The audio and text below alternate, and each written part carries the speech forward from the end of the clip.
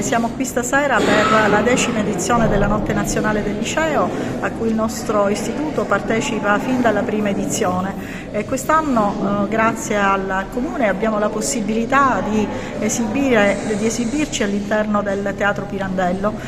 Quindi i nostri alunni,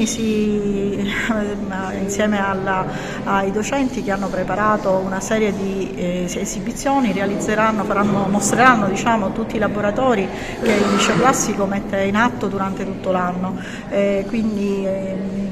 Avremo anche delle attività legate a Italo Calvino, per ricordare Italo Calvino, e anche la comunicazione, la fondazione della RAI, della radio e della televisione, che appunto vengono anche quest'anno ricordati nella Notte dei Licei. È una rappresentazione teatrale che prevede diverse ore di esibizione dei ragazzi per illustrare un po' tutte le varie iniziative del liceo.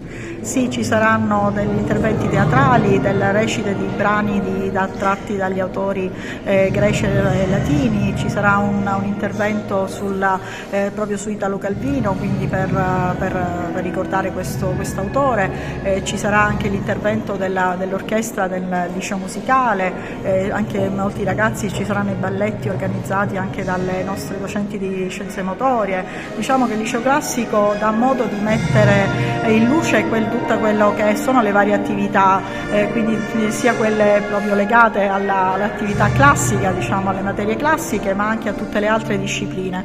E quindi per confermare che il nostro liceo il liceo classico è una scuola che prepara tutto e che dà modo ai nostri allievi di mostrare quelle che sono le loro migliori, la loro migliore indole, le loro migliori doti, e anche di mettersi alla prova per prepararsi a quello che è il loro futuro. Benvenuti alla 10ª edizione della Notte del Liceo Classico.